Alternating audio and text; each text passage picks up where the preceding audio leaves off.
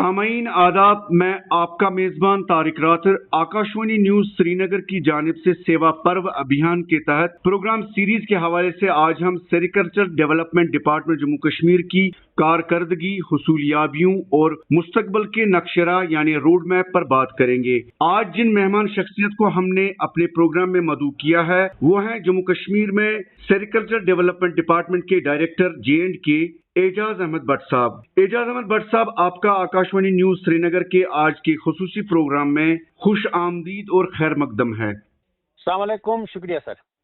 एजाज साहब, जैसा कि सेवा पर्व अभियान के स्पिरिट के अंडर जो ओवरऑल डेवलपमेंटल एक वैगन जो है इसको चलाया जा रहा है सारे मुल्क में और जम्मू कश्मीर भी इससे बाहर नहीं है, तो हम सेरिकल्चर डेवलपमेंट डिपार्टमेंट के अंडर जो कई प्रोग्राम जैसे हॉलिस्टिक एग्रीकल्चर डेवलपमेंट प्रोग्राम चल रहा है और भी आपके sericulture related centrally sponsored schemes होंगी, तो इस हवाले से हम शुरुआत करेंगे कि HADP सेरिकल्चर रोड मैप 2023-27 तक क्या है, इसके क्या कंपोनेंट्स हैं?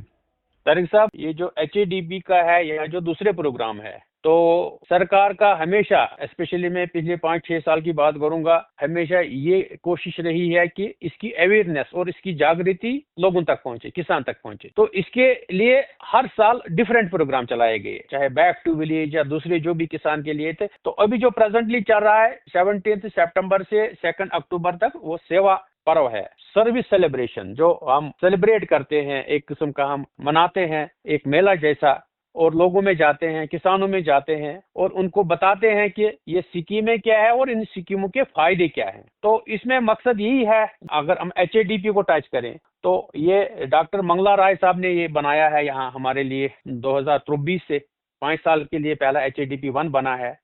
तो इसमें बहुत सारे जो एक्सपर्ट थे मुल्क के वो थे, और जो हमारे वर्दी चीफ सेक्रेटरी साहब तब एग्रीकल्चर में एडमिनिस्ट्रेटिव सेक्रेटरी थे, उनकी निगरानी में ये डिजाइन हो गया HADP प्रोग्राम। तो इसमें 29 प्रोजेक्ट्स को बनाया गया, कंसीव किया गया। तो इसमें ये सेरिकल्चर भी लिया गया। तो सेरिकल्चर में भी यही है कि हम कैसे सेरिकल्चर को एक सस्टेनेबल और कमर्शियली वायबल सेक्टर बनाएं। और मेरा भी यही है इसमें कि हम किस तरह से कोशिश करेंगे, हम किस तरह से अपने यूथ को इन्वॉल्व करेंगे। क्योंकि आज तक आपने देखा है तारिक साहब की जब हमारे यूथ कॉलेज या यूनिवर्सिटी से निकलते थे वो सरकारी नौकरियों के पीछे पड़ते थे, कहीं अप्लाई करते थे, तो उनका जो प्राइम यूथ होता था वो उसी में चला जाता था। लेकिन डॉक्टर मंगला राय साहब ने जब ये डिजाइन किया तो उन्होंने कहा कि हम ऐसा कुछ लुक्रेटिव कुछ स्कीम कुछ डिजाइन करेंगे ताकि यूथ इसकी तरफ माइल हो जाएं। तो इसमें इस इनिशियल स्टेज में सब्सिडियां रखी गई, इंसेंटिव रखे गए, जैसे किसी स्कीम में 90% भी, किसी में 80% भी, किसी में 70% भी, किसी में 50% भी। लेकिन कोशिश रही कि इसमें इंसेंटिवाइज किया जाए ताकि हमारा यूथ रोजगार लेने वाला नहीं देने वाला बने, एंटरप्रेन्योर बने। तो आज अल्लाह के फजल से आपने भी देखा होगा कि काफी सारे यूथ, अभी काफी सारी सक्सेस स्टोरीज हमारे पास है, काफी हमारी बहनें, काफी सारे हमारे भाई इसमें आए हैं और इसमें अभी अच्छा काम कर रहे हैं और जबरदस्त मेहनत कर रहे हैं। तो अगर हम सेरिकल्चर की भी बात करेंगे तो सेरिकल्चर में मैंने 12 कहा है कि बेंगलोर में कम्युनिटी टाइप रेयरिंग हाउसेस होते हैं और वहाँ यूथ इसमें इन्वॉल्व होते हैं और हर डे 50,000 किलोग्राम कोकून वहाँ सेल आउट होता है। तो यही यहाँ भी मैं कोशिश कर रहा हूँ इंशाल्लाह हमारे जम्मू कश्मीर में भी। मैंने जो डॉक्टर मंगला राय साहब की पिछले 3 दिन यहाँ सुकास्ट यूनिवर्सिटी में वो चल रहा था कॉन्फ्रेंस, तो उसमें भी मैंने जो अपना फीडबैक देना था यही कहा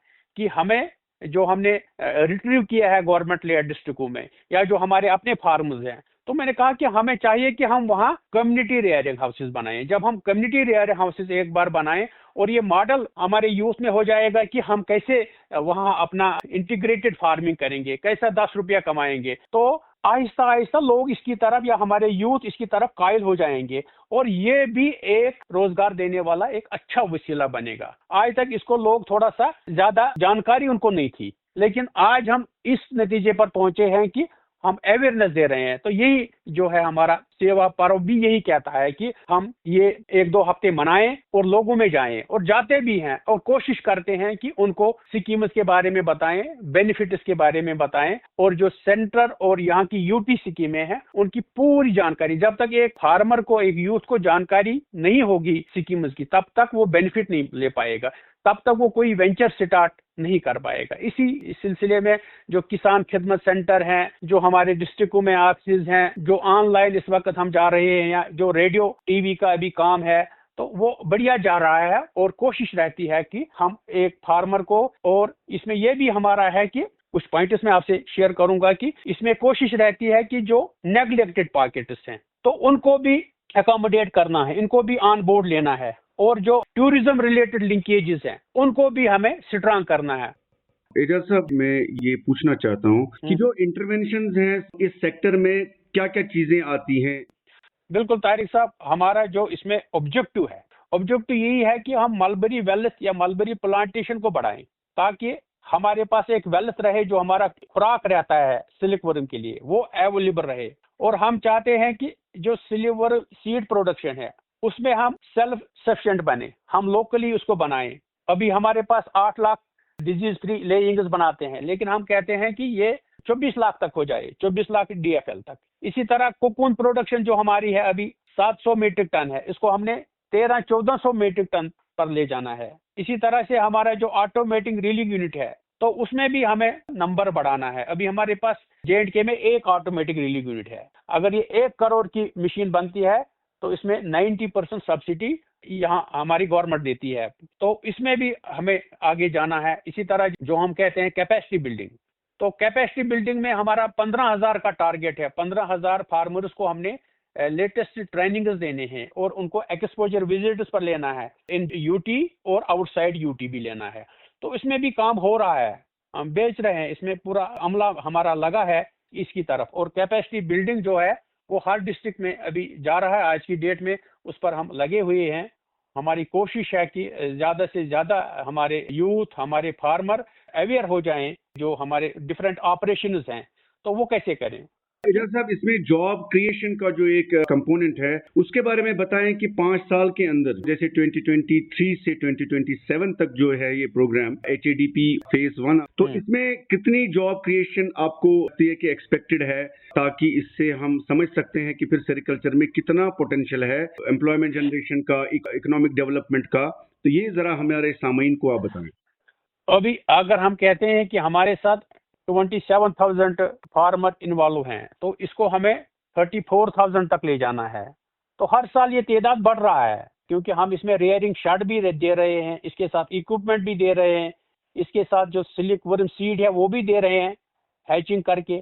और जो भी गाइडेंस होती है, टेक्निकल गाइडेंस या दूसरी चीज़ें जो है वो फिजिकली हमारे अफसर जाते हैं, देते रहते हैं। और कोशिश हमारी है कि हम इस नंबर को बढ़ाएं। तो ये मैंने कहा कि ये भी वसीला है रोजगार बनाने का। इसमें बहुत सारे सेक्टर इन्वॉल्व होते हैं, बहुत सारे लोग, या बहुत सारा ये होता है, जिस तरह फ्रूट में इन्वॉल्व होते हैं बहुत सारे लोग, इसी तरह इसमें भी होता है। पहले हमने कोकून बनाया, कोकून का सेल किया, फिर कोकून का रीलिंग होता है, इसका धागा बनता है। तो धागा बनने के बाद ये प्रोसेसिंग में चला जाता है, जहां इसका कपड़ा बनता है। तो कपड़े के बाद इसका डाइंग होता है, कलर होता है, प्रिंट होता है। तो प्रिंट के बाद इसके डिफरेंट बनते हैं, चाहे वो साड़ी बनती है, चाहे वो सूट बनता है, या चाहे वो फिर रेडीमेड कोई प्रोडक्ट बनते हैं। इसी तरह इसमें भी क्लस्टर टाइप हमने जाना है, और कोशिश है हमारी भी कि सेंटर ऑफ एक्सलेंस एक बनाया जाए, तो जिस सेंटर ऑफ एक्सलेंस में ये क्लस्टर फैसिलिटी रहे। तो आज की डेट में भी हम क्लस्टर को ही ज़्यादा एनकरेज करते हैं, क्लस्टर टाइप को भी। तो हम कोशिश करेंगे कि जो बाहर के मॉडल हैं बेंगलोर में या दूसरी कंट्रीज़ में, तो वो अडाप्ट करके हम यहाँ अपनाएं, और कोशिश करेंगे कि ये जो इस सिल्क का रिवाइवल है, क्योंकि सिल्क यहाँ की पुरानी इंडस्ट्री मानी जाती थी, यहाँ का सब कुछ रोजगार जो स्टार्ट में था, यहाँ सिल्क फैक्ट्री राजबाग के नाम से मशहूर थी। इसी तरह BC रोड जम्मू में भी रेशम घर के नाम से अभी भी वो मशहूर है। तो हम चाहते हैं कि ये दोबारा रिवाइव हो। तो इसमें यही है कि अगर हम एक बार रेयरिंग हाउसेस जो कम्युनिटी बेसिस पर करें, और जो दूसरी फैसिलिटी है वो दें, और जागृति दें, अवेयरनेस दें, तो इंशाल्लाह हम जरूर इसमें कामयाब हो जाएंगे। जम्मू कश्मीर में चूंकि 20 डिस्ट्रिक्ट्स हैं हमारे पास, ये 20 डिस्ट्रिक्ट्स में आपका क्या इस वक्त स्टेटस है? इस सेरिकल्चर सेक्टर में किस तरह का काम हो रहा है इन ऑल 20 डिस्ट्रिक्ट्स? तारिक साहब, तकरीबन हमारे पास जो है 100 चाकी रेयरिंग सेंटर, या जिसको हैचिंग कहते हैं, तो वो हम करने जा रहे हैं हर एक डिस्ट्रिक्ट में। और हर एक डिस्ट्रिक्ट में हमारा एक बड़ा टारगेट है रेयरिंग शेड बनाने का, तो उसमें भी हम लगे हैं। और जो हमारा प्लांटेशन का है 10 लाख का टारगेट, उसमें भी 6-7 लाख हमने किया है HU। तो उसमें भी हम कोशिश कर रहे हैं कि ये जो मलबरी वेल्थ है इसको बढ़ाएं। तो कोशिश हमारी है, चल रही है। अभी हमारे जो कंट्री में जो स्टेट्स हैं, जैसे कर्नाटका है, तमिलनाडु है, आंध्र प्रदेश है, महाराष्ट्र है, तेलंगाना है, उत्तर प्रदेश है, और J&K अल्लाह के फजल से 7वें नंबर पर आता है इसमें जो सिल्क प्रोड्यूसिंग है बाई वोल्टाइल। इसके बाद हमारे पास मेघालय आता है, मिजोरम आता है, उत्तराखंड आता है। तो हमारा भी एक अच्छा रैंक है और कोशिश रहेगी कि रैंक साल ब साल बढ़े और हम दूसरे तीसरे नंबर पर ही आ जाएं। एजाज साहब, इसमें जैसे आपने कम्युनिटी रेयरिंग हॉल्स की बात की या चौकी रेयरिंग सेंटर्स की बात की या सिल्कवर्म रेयरिंग शेड्स की बात की, इसके बाद जो ह्यूमन रिसोर्स डेवलपमेंट और रिसर्च एंड डेवलपमेंट जो सेरिकल्चर में है, किस हिसाब से आप इसको देखते हैं कि वो काम कैसे किस लेवल पे हो रहा है? रिसर्च एंड डेवलपमेंट की बात है तो इसमें हमारे 2 इंस्टीट्यूशंस हैं जो हमारा सपोर्ट कर रहे हैं। एक तो हमारा सेंट्रल सिल्क बोर्ड है कि जिनका हेडक्वार्टर यहाँ लकीली पांपोर में है, नॉर्थ इंडिया का, और दूसरा है जो हमारी एग्रीकल्चर यूनिवर्सिटी है, उनका जो इंस्टीट्यूट है वो मिरगुंड में है। तो ये जो 2 इंस्टीट्यूशंस हैं ये हमारा रिसर्च और एनालिसिस विंग या डेवलपमेंट विंग का काम कर रहे हैं और ये कोशिश करें कि नया जीन टाइप या नया जो वैरायटी है इसमें प्लांटेशन में उस पर रिसर्च चल रहा है। तो इंशाल्लाह उसमें भी कुछ वैरायटीज आ रहे हैं, अच्छी अच्छी वैरायटीज आ रही हैं, और कोशिश रहेगी कि जो डिजीज फ्री हमारा सिल्क सीड हो वो बने इन रिसर्च यूनिट्स में, और हमारा अच्छा प्लांट जिसके रूट भी अच्छे हो और जिसका लीफ क्वालिटी भी अच्छा हो। अभी भी हमारे पास अच्छी लीफ क्वालिटी है, चाहे गोशारामी है या विशाला है, लेकिन काम हो रहा है कि इससे भी अच्छे वैरायटीज दी जाएं। हम और ये भी चाहते हैं कि हम अगर इस वक्त 2 क्रॉप निकालते हैं तो हम ये भी कोशिश है कि रिसर्च इंस्टीट्यूशन है वो हमें हेल्प करें कि हम किस तरह से 3 या 4 क्रॉप साल में निकालें। उस पर हमने इनको कहा है कि काम करने के लिए। डायरेक्टर साहब, जो दूसरा एक नुक्ता है कि सारे जो प्रोस्पेक्टिव बेनिफिशरीज हैं या जो इन स्कीम से जुड़े हैं, हर डिस्ट्रिक्ट में, चाहे कश्मीर रीजन में या जम्मू रीजन में, किस तरह से आप उन तक पहुंचते हैं ताकि कोई उससे बाहर न रहे, उससे लेफ्ट आउट न रहे? हमारा कंटिन्यूअस एक प्रोग्राम है अवेयरनेस और कैपेसिटी बिल्डिंग का हर डिस्ट्रिक्ट में। उसमें बाज़ाब्ता हमारा एक फंडिंग होता है, चाहे सेंट्रल सिल्क बोर्ड से या HADP में, दोनों में होता है। और दोनों में जो हम कहते हैं मेरा रेशम मेरा अभिमान, उसमें हमने लगभग 8 डिस्ट्रिक्टों को लिया है यहाँ। तो उसमें जहाँ ज्यादा पोटेंशियल है तो उन पर हमारा ज्यादा अवेयरनेस रहेगा। आपने देखा कि पिछले दिनों यहाँ सेंट्रल सिल्क बोर्ड के जो CEO और मेंबर सेक्रेटरी वो खुद आए थे, तो अनंतनाग में उन्होंने शमूलियत की एक प्रोग्राम में। तो इसमें यही है कि हम ज्यादा से ज्यादा अवेयरनेस और जागृति दें अपने इस यूथ को और फार्मर को, ताकि हम ये क्वालिटी और प्रोडक्शन को बढ़ाएं। और दूसरा जो हमने अभी प्रोसेसिंग में हम पीछे हैं, प्रोसेसिंग में हम दूसरे सेक्टर में भी अभी आगे काम करना है। इसी तरह इस सिल्क सेक्टर में भी हमें प्रोसेसिंग में और काम करना है, क्योंकि हमारे पास रीलिंग यूनिट्स काम है, हमारे पास वीविंग यूनिट्स काम है। तो ये भी मैंने अपनी गवर्नमेंट से, सेंट्रल गवर्नमेंट से भी ये उठाया है कि अंडर वन अम्ब्रेला ये जो है, क्योंकि ये अभी 2 विभाग में बटा हुआ है, इंडस्ट्री अलग है और प्री कोकून और पोस्ट कोकून अलग अलग है। तो मैंने ये सजेशन दी थी वहां पर कि ये अंडर सिंगल अम्ब्रेला होना चाहिए, ताकि प्रोसेसिंग और प्री कोकून और पोस्ट कोकून एक ही डिपार्टमेंट के अंडर आए, ताकि ये ज्यादा अच्छा तरह से काम करे और हम ज्यादा से तरक्की अच्छी तरह से कर पाए। क्रेडिट लिंकेजेस का एक नुक्ता है, इसको आप मोबिलाइजेशन जो है, क्रेडिट लिंकेज स्कीम्स जो है, चाहे इंफ्रास्ट्रक्चर के लिए हो, इंटरेस्ट सब्सिडीज हो उसमें, या KCC अवेलेबिलिटी, किस तरह से आप क्रेडिट लिंकेजेस को बेनिफिशियरीज तक पहुंचाते हैं? क्रेडिट लीकेजेस में बैंक का रोल है। इन्वॉल्व किया सरकार ने पूरा बैंकों की, ताकि जो भी स्कीमें उसमें क्रेडिट मिले। तो हमारे जो स्कीम्स है उसमें ज्यादा क्रेडिट की जरूरत नहीं पड़ी, एक्सेप्ट जो हमारा रीलिंग यूनिट है, ऑटोमेटिक रीलिंग यूनिट है, प्रोसेसिंग यूनिट। तो उसमें अगर जरूरत पड़े तो उसमें जो एग्री इंफ्रा फंड है, एग्रीकल्चर इंफ्रास्ट्रक्चर फंड, तो उसमें से आपको कोलेटरल नहीं देना पड़ता है, 1-2 करोड़ तक आपको कोलेटरल गारंटी नहीं देनी पड़ती है, और इसमें इंटरेस्ट सबवेंशन भी होता है, इंटरेस्ट सब्सिडी भी होती है। तो वो सपोर्ट है और बैंक का अच्छा रोल है आज की डेट में। इसी तरह से जो दूसरे हमने कहा कि जो हमारे लेफ्ट आउट्स हैं उनको इन्वॉल्व करना है, या इसी तरह से जो हमारा वल्नरेबल ग्रुप है, वल्नरेबल ग्रुप को इन्वॉल्व करना है, मार्जिनल फार्मर्स जो हैं, लैंडलेस, उनको करना है, या वुमेन सेक्शन को, उनको ऑन बोर्ड लेना है, ताकि हम ज्यादा से ज्यादा जो हमारी सोसाइटी है उसको हेल्प कर पाएं। एजाज साहब, ये जो स्किल डेवलपमेंट है, जैसे आपने कहा कि ट्रेनिंग प्रोग्राम्स हर जगह आप या हर डिस्ट्रिक्ट में फार्मर्स के लिए या खवातीन या यूथ जो आ रहे हैं, तो आखिर इसका नतीजा कितना, आप इसको क्वांटिफाई कर सकते हैं कि कितनी स्किल डेवलपमेंट हुई है? Number of people, number of women, number of youth जो सेरिकल्चर सेक्टर में आकर इसको लाइवलीहुड भी अपने लिए बनाए और लोगों को रोजगार भी दे सकें, किस तरह से आप इसको कहेंगे? तारिक साहब, जब हम ट्रेनिंग देते हैं, अवेयरनेस करते हैं, कैपेसिटी बिल्डिंग करते हैं, तो कोशिश हमारी रहती है कि हम नए फार्मर को लें। पुराने को भी हमें अपग्रेड करना है, लेकिन ज्यादा कोशिश रहती है कि नए को भी इन्वॉल्व करें और उसके साथ साथ क्लस्टर में काम करें। अगर कहीं गांव में 10 लोग कर रहे हैं तो उसी गांव के और 5 लोगों को हम ले रहे हैं, ताकि वो वहां लोकली भी अपना वो अपग्रेड करें अपना स्किल, और हमारी तरफ से भी जो भी सहायता देनी है वो दे रहे हैं। इसमें हम एक्सपोजर विजिट भी करवा रहे हैं। वो एक कंटिन्यूअस प्रोसेस है। जो हमारे यहाँ मॉडल फार्म्स हैं, मॉडल सेंटर्स है, सीड सेंटर्स, वहां पर ले जाते हैं, वहां पर इनको दिखाते हैं, थोड़ा सा एक्सपोजर इनको मिलता है कि ये क्या है, ये कैसे सीड बनता है, क्योंकि सीड में भी इनका अच्छा फ्यूचर है। अभी जो हम सीड बाहर से लाते हैं तो हमारा यूथ भी, हमारा फार्मर भी यहाँ अच्छा सीड बना सकता है और उसका एम्प्लॉयमेंट भी बन सकता है और डिपार्टमेंट को यहाँ लोकली सीड भी बन सकता है। एजाज साहब, टेक्नोलॉजी एडॉप्शन की बात करते हैं, इसमें किस तरह से आप जो एडवांस्ड टेक्निक्स हैं या टेक्नोलॉजीज हैं, कितनी टेक्नोलॉजीज आपको फराहम हो रही या हो गई हैं, और कितना आपका टारगेट है या रोड मैप है इस सिलसिले में टेक्नोलॉजी एडॉप्शन के हवाले से? टेक्नोलॉजीज में ये है कि अभी जब हम कोकून बनाते थे तो अभी ट्रेडिशनल वे में बनाते थे, लेकिन अब माउंटेजेस देते हैं, नई टेक्निक्स देते हैं, उसमें ज्यादा वो मार्टलिटी नहीं होती है, डिजीज नहीं लगती है। इसी तरह से जो ड्राइंग करते हैं वो मशीनों में होती है, तो वो प्रोसेस होता है। अगर हम मशीन में इसका ड्राइंग नहीं करेंगे तो इसका क्वालिटी खराब होता है, इसका रेट कम चला जाता है। इसलिए मेरा भी यही अपने फार्मर से गुजारिश है कि वो मशीनों में इसको सुखाएं, या जो भी हमारा डिपार्टमेंटल सहायता लेना है इसको प्रोसेस करने में, अगर कहीं डिजीज लगती है तो उस डिजीज को इमीडिएटली कवर करने के लिए हमारे नजदीकी अफसर से राब्ता कायम करके उसको तदारुक करना है। उसमें टेक्निकल कमेटी बनी है, तो टेक्नोलॉजी का बड़ा रोल है। जब तक हम टेक्नोलॉजी को नहीं इन्वॉल्व करेंगे तब तक हम अच्छा काम नहीं कर पाएंगे। इसी तरह जो मैंने कहा ऑटोमेटिक ड्रिलिंग यूनिट, वो भी इंटरवेंशन है टेक्नोलॉजी का, कि उसमें आपको अच्छा धागा मिलता है और वो आपका कोकून का धागा बन के प्रिजर्व रहता है। आप 1 साल 2 साल जितने भी रख सकते हैं उतना रख सकते हैं। अदरवाइज भी इसका डिमांड अच्छा है, इस कपड़े का भी डिमांड अच्छा है, वो उतनी देर रहता नहीं है।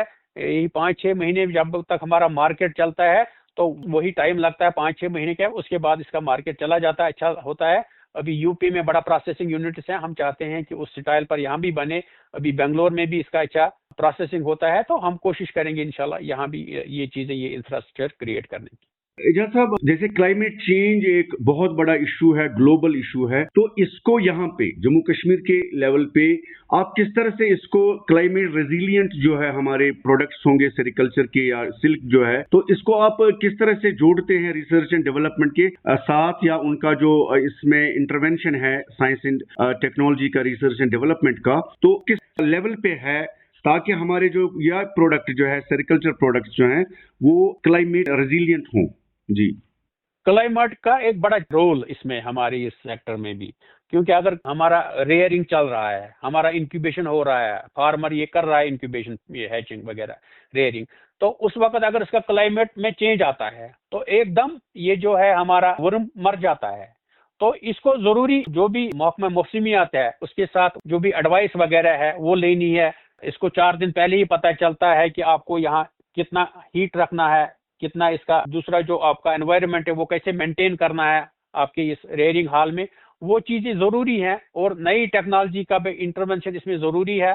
हम भी उसमें कोशिश कर रहे हैं कि जो डिफरेंट टूल्स और इक्विपमेंट्स हैं इस सिलसिले में वो हम खुद भी दे रहे हैं और खुद भी मॉनिटर कर रहे हैं कि जो क्लाइमेटिक चेंज का असर रहता है हमारे प्रोडक्शन पर वो कैसे हम चेक करें। जो लेटेस्ट रिसर्च टूल्स हैं उसमें यूनिवर्सिटी का भी रोल है और उसमें सेंट्रल सिलिक बोर्ड का भी रोल है कि हम किस तरह उस चीज को प्लग करें। तो वो चीज मॉनिटर होती रहते हैं। सेंट्रल सिलिक बोर्ड अपनी जो वो लेबोरेटरीज हैं वो पोर्टेबल लेबोरेटरीज हमारे फार्मर्स में शिफ्ट करता है, वहाँ पूरा वो एयर क्वालिटी या दूसरा जो वो चेक करते रहते हैं इंटरवल्स में, और उसी हिसाब से वो सीड बनाया जाता है कि यहाँ कौन सा सीड सक्सेसफुल रहेगा, या उसी हिसाब से प्लांटिंग मटेरियल भी बनाया जाता है। डायरेक्टर साहब, हैसल फ्री स्कीम जो एप्लीकेशंस हैं ऑनलाइन सिस्टम के थ्रू, इसका कितना आपका इंटरवेंशन है या कितना यूज हो रहा है ताकि जो पोटेंशियल बेनिफिशरीज हैं उन्हें आसानी हो, आसान रसाई हो, उनकी आसानी से इजी हैसल फ्री स्कीम का फायदा उठाने के लिए? जी, इसमें तारिक साहब लगभग जो डिजिटल है अभी 100% ऑनलाइन हो गया है। तो लेकिन इसमें यही कि हमारा फार्मर जो है फारफलंग में है, उसको खुद ये करना नहीं आता है, तो उसको यही गुजारिश है कि हमारे अफसरों से मिले, वो उनको ऑनलाइन करके देंगे, या किसान खिदमतगार जो हैं वहां से वो ऑनलाइन करा सकते हैं। अपने जो भी फार्मर्स हैं, चाहे हमारे से प्लांटिंग मटेरियल लेना है, रेयरिंग शार्ट लेना है, हमारे से टूल्स लेने हैं, हमारे से दूसरी सहायता लेने हैं, तो ऑनलाइन पूरा हो गया है। HADP भी पूरा ऑनलाइन हो गया है। लेकिन उसमें यही है कि कुछ लोगों को अभी अगर ऑनलाइन की जानकारी नहीं है, तो वो मेहरबानी करें, वो हमारे जो नजदीकी अफसर हैं, चाहे सेरिकल्चर असिस्टेंट है, चाहे डिस्ट्रिक्ट अफसर है, उनसे मिले, वो उनको ऑनलाइन करके देंगे। तो मैं अपना नंबर भी शेयर करूंगा, अगर उनको कहीं दिक्कत आती है, कहीं कॉपरेट नहीं होता है, 0194-231-3247, वहां मुझसे भी वो शिकायत कर सकते हैं, अपना फीडबैक देख सकते हैं कि हमें ऑनलाइन कैसे करना है, हम उनको पूरा सहायता करेंगे उसमें। ये फोन नंबर जरा आप आहिस्ता आहिस्ता दोबारा हमारे सामीन को बताएं या उन लोगों को जिनको आपके पास आने की जरूरत है। जी, जिस फार्मर को हमारे से बात करनी होगी, उसका कोई इशू है, ऑनलाइन करने में कोई दिक्कत आती है, वो हमसे बात करें 0194-231-3247 पर। तो इंशाल्लाह उसकी होगी रहनुमाई होगी। हमारा ईमेल भी है jksericulture@gmail.com, जरूर इसको गाइडेंस करेंगे। एक और पॉइंट में से निकलता है कि जो रिसेंटली एक जो जिसमें सेक्रेटरी टेक्सटाइल्स मैडम आई थी, आप उसके बारे में बता सकते हैं कि टूरिज्म लिंकेज क्या, उसका मतलब क्या है? मानसबल में जो आपने एस्टेब्लिश किया वो क्या है, हमारे सामाइन को बताएं। मानसबल में ऑलरेडी वो सीड प्रोडक्शन का यूनिट है, P1 सीड सेंटर, तो वो सेंट्रल सिलेक्ट बोर्ड की कंट्रोल में आता है। अब वो पायलट बेसिस पर एक वो मान ले कि वो लिमिटेड रहेगा, वो ओपन हर एक के लिए नहीं रहेगा, तो वो लिमिटेड उसकी होगी वहाँ एंट्री। तो उसमें वो पायलट बेसिस पर देखा जाएगा, चाहे उसमें स्कूल के बच्चे आएंगे या कुछ टूरिस्ट आएंगे, उनको परमिट किया जाएगा। वो देखेंगे कि जो हमारा JNK का सेरिकल्चर उसका पास्ट क्या है, प्रेजेंट क्या है, फ्यूचर क्या है, तो वो पूरा उसमें वहाँ दर्शाया गया है। तो उसमें हमने सेक्रेटरी मैडम से ये भी गुजारिश की कि हमें और 2 अलॉट किए जाएं, एक कटरा के लिए और एक अचवल के लिए। तो उसमें उन्होंने कहा कि अगर ये हमारा प्रोजेक्ट ठीक रहता है, 3 महीने तक हम देखेंगे, इसको ऑब्जर्व करेंगे, तो उसके बाद इंशाल्लाह ये 2 प्रोजेक्ट भी हमारे अप्रूव हो जाएंगे। हमारे सामाइन को बताना चाहेंगे कि उनका नाम वगैरह, कौन आई थी, कौन से ऑफिसर्स आए थे, ताकि उन्हें भी एक हिम्मत बढ़ जाती है, दे गेट एनकरेज्ड कि किस लेवल पे ये काम हो रहा है। जी, ये यूनियन सेक्रेटरी है, ministry of textile, government of India की श्रीमती नीलम शामी राव IAS है ये। तो ये आई थी, इनके साथ इनके जॉइंट सेक्रेटरी भी थे, और जो जनाब P शिवा कुमार हैं, member secretary CO central select board, वो भी आए थे। तो उनका पूरा सहयोग रहा, सपोर्ट रहा यहाँ हमारे जम्मू कश्मीर के लिए। तो मेंबर सेक्रेटरी का हमेशा पूरा सपोर्ट रहता है जम्मू कश्मीर को हेल्प करने के लिए, इस सेरिकल्चर को रिवाइव करने के लिए। मैं इस प्लेटफार्म से भी उनका एक बार फिर शुक्रगुजार हूँ कि वो हमें बहुत हौसला अफजाई करते हैं इस सेक्टर को आगे लेने में। एजाज साहब, हमारा वक्त जो है प्रोग्राम का अभी इख्तिताम को पहुंच रहा है, लेकिन उससे पहले कुछ 1-2 चीजें मैं पूछना चाहूंगा। हमारे सामीन जो है, हमारे जो लोग सुनने वाले हैं, यूथ हैं, वीमेन हैं, या जो इसके पोटेंशियल बेनिफिशरीज बन सकते हैं, तो उनकी रहनुमाई के लिए मैं ये पूछना चाहूंगा कि आपके जहन में अभी तक ऐसे रफली कितनी सक्सेस स्टोरीज होंगी जो HADP के अंडर आए, सेरिकल्चर सेक्टर में आए, कुछ बताना चाहेंगे आप? मैंने कुछ डॉक्यूमेंट्रीज भी बनाई हैं तारिक साहब। इसमें मैं बहुत मुतमईन हूँ, स्पेशली यहाँ कंगन गांधरबल में, या कोठार अनंतनाग में, या लोलाब कुपवारा में। इस साल लोलाब कुपवारा में जम्मू कश्मीर में सबसे ज्यादा अच्छा क्वालिटी वाला और अच्छा प्रोडक्शन निकला लोलाब में। तो मैं मुतमईन हूँ, लोग काम कर रहे हैं, और जो दूर के पैकेट्स हैं बॉर्डर एरियाज में, उनमें मेरा ज्यादा फोकस रहेगा इंशाल्लाह। एजाज साहब, बस एक आखिरी सवाल आपसे, क्योंकि वक्त इजाजत नहीं दे रहा है। तो ये HADP जो है, कंसोलिडेशन, इसका जो है रेपुटेशन जो है, ग्लोबल लीडर आप कहते हैं, कि उस हिसाब से हमारा JNK का सिल्क जो है वो किस लेवल का है? क्वालिटी के हिसाब से मार्केट में कितना इसका रेपुटेशन है और क्या क्वालिटी है, और ये कहाँ कहाँ जाता है सारी कंट्री में, या क्या ये एक्सपोर्ट भी होता है? मैं खुद अपनी तारीफ नहीं कर पाऊंगा, लेकिन सेंट्रल सिलेक्ट बोर्ड की जो बोर्ड मीटिंग होती है, तो उसमें इसको ज्यादा शाइन वाला करार दिया, अच्छा माना जाता है। उस लेवल पर, मुल्की लेवल पर, नेशनल लेवल पर इसको अच्छा माना जाता है। ये शाइन वाला है जम्मू कश्मीर का सिल्क। तो इसीलिए हमारा मेंबर सेक्रेटरी चाहता है कि ये रिवाइव हो और जो कहते हैं कश्मीर सिल्क की जो लेगेसी हो वो बरकरार रहे, वो रिवाइव हो जाए। इसलिए मैं इंशाल्लाह इसमें लगा हूँ। बस आखिरी पॉइंट, बाय 2047 आप किस तरह से चाहेंगे कि J&K का जो सिल्क सेक्टर है वो किस लेवल पे होगा बाय 2047 आपके हिसाब से? अगर इसी पेस में चलता रहा तो मेरी उम्मीद है इंशाल्लाह हम दूसरे तीसरे नंबर पर आ सकते हैं नेशनल लेवल पर। एजाज अहमद भट्ट साहब, आपका हमारे इस खुसूसी प्रोग्राम के लिए अपनी सरकारी मसरूफियात को पीछे छोड़कर अवामी मफाद में हमारे लिए अपना कीमती वक्त निकालने के लिए बहुत बहुत शुक्रिया। शुक्रिया, खुदा हाफिज। सामीन, आज के खुसूसी प्रोग्राम में हमारे मेहमान एजाज अहमद भट्ट साहब ने सेरिकल्चर डेवलपमेंट डिपार्टमेंट की कारकर्दगी, हुसूलियाबियों और मुस्तकबिल के हवाले से, इक्तिसादी तरक्की और रोजगार के वसाइल और मौके पैदा करने के हवाले से कई स्कीमों और प्रोग्रामों के बारे में अहम जानकारी फराहम की। इसके साथ ही आकाशवाणी न्यूज श्रीनगर का आज का खुसूसी प्रोग्राम इख्तिताम पजीर होता है। मुझे मेरे साथी अशफाक अहमद शाह, रिकॉर्डिंग मुआविन दीबा यूसुफ और नसीर अहमद के अलावा एडिटिंग असिस्टेंट मुख्तार अहमद शाह के हमरा